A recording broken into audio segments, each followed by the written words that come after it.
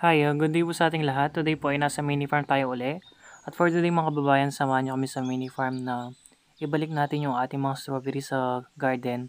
Kasi napabayaan po sila mula nung na-focus ako sa mga iba-ibang klaseng mga halaman. Kasi dati po ang tanim po talaga strawberry at grapes. Kaya ngayon po ay nais ko siyang ibalik kasi napaganda po ng tanim na strawberry, easy to care lang siya. Ang bilis dumami tapos malakas din ang bentahan sa kanya. Noong pumasok po yung tag-ulan ay merong mga nagka-fungus at nalusaw. Pero nakakatuwa kasi meron pa pong natira. Ayan po yung mga natira. Bali, in-applyan ko sila ng triple 14. And then medyo gumanda yung dahon nila. Tumaba sila ng bahagya. At nagkaroon na po sila ng mga runners katulad niyan. Hintay lang tayo na mga ilang weeks ay establish na po yung runner na yan. At nag-harvest po kami kanina ng runner. Ayan po yung naming na-harvest. Siguro nakapag-harvest kami ng 60 pieces. Bali, hindi muna namin sila pinor sale. Kahit marami pong nagtatanong. Ito po itatanim namin sa big pot. Magtatanim tayo ng mga strawberry plants. Ayan. Season na po kasi ng strawberry. Ito yung best month na magtanim sa kanila. Kasi po ang pasok ng pagbunga nila ay November to May. Kaya itong mga itatanim natin ay magpuproduce ng maraming bunga starting November hanggang May na siya. Tapos may available tayong plantlet size na ganito. Siguro December na rin po. Tapos hanggang May na po yan ay marami tayong available. Tapos yung ginamit namin soil mix, yung available lang po sa mini farm. Bali, nag-compose kami. Yun yung ginamit namin. Tapos nilagyan namin ng konting ipa. Tapos loam soil, yung kulay brown na lupa or maitim-itim. Kung walang ganon ay pwede rin naman yung clay soil. Basta haluan ng organic para maging matabay ang ating mga strawberry. Tapos kung meron kayong mga organic na fertilizer like gawa tayo ng fish amino acid, calpos ay okay sa kanila. Bali yung variety natin na meron sa mini farm, ito ay tinatawag na Shoga. Shoga variety. Yung bunga po nito ay pahaba. Tapos meron tayo dito yung tinatawag na festival. Kaso last time kasi may namili, nabili po yung mga festival. Yung tinatawag yun po yung mga, yung bunga nila ay pabilog na pa heart. Ito medyo nalanta lang siya bagong cut sa mother plant. Pero yung dahon ng strawberry na to ay cap lip siya. Unlike sa Shoga, nakaliyad na ganun. Tapos meron patulis-tulis. Kung napapansin nyo yung aming mga baso ay recycle lang yung mga pinag-inuman ng mga pineapple juice or buko. Tapos nilagyan lang namin ng butas. Sa pagtatanim ng strawberry, ayan, lagi namin tinatanim sila hindi sa gitna, sa gilid.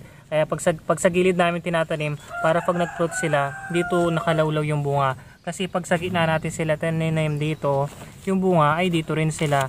Pag pahinog ng strawberry, pag umano sa lupa ay may nalulusaw or nabubulok yung bunga. Kaya lagi tayo sa gilid pag nagtatanim tayo ng mga strawberry plants.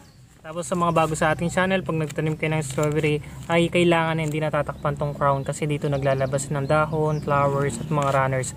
Pag natakpan to, ay malulusaw to. Kailangan pag tinanggal natin ganito lang siya. Yan, tanim natin sa gilid. Tapos ayan, medyo nakaangat po itong crown na yan or nakapantay lang sa lupa. Pwedeng ganyan, pero mas maganda kami po ay pinapantay namin sa lupa. Yan.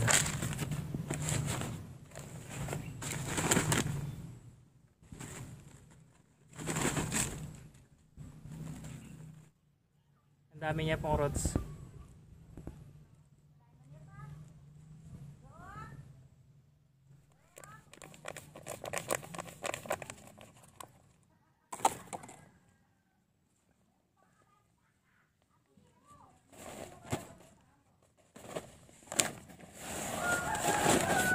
Tapos after 3 days natin silang tinanim, ay pwede na natin silang lagyan ng fertilizer. Kami po, para pang suporta kasi medyo payat sila, ay lalagyan natin sila ng triple 14 yung complete fertilizer. Or kung meron tayong organic matters, ay yung cow dung, pwede po siya. Or carabao dung.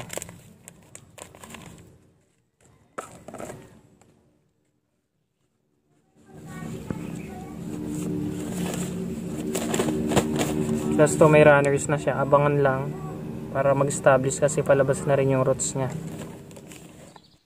Ang kagandahan pa po ng strawberry kasi isang strawberry kaya niya mag-anak ng 50 pieces. Ganun siya kabilis. Tapos yung mga anak nila ay mag-anak din ng 50 pieces. Kaya mabilis po silang dumoble. Parang nung kami noon ay 5 pieces lang kami nag-start. And then hanggang umabot sila ng 2,000 pieces. Kaya ngayon po ay ibabalik natin sila.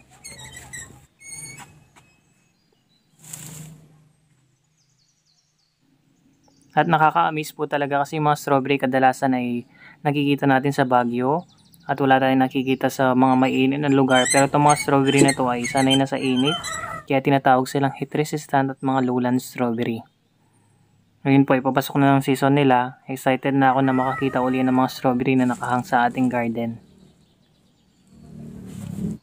Yan, bali nakapagtanim tayo ng 50 pieces mahigit. Diba? 50 pieces times 50 mo yon. Napakarami po.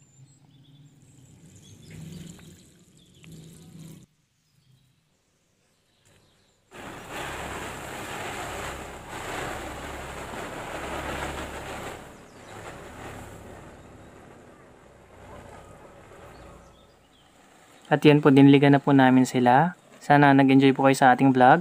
And then sana makapagtanim rin po kayo sa inyong mga kanya-kanyang mga tahanan. Thank you for watching po. Ingat po ang lahat.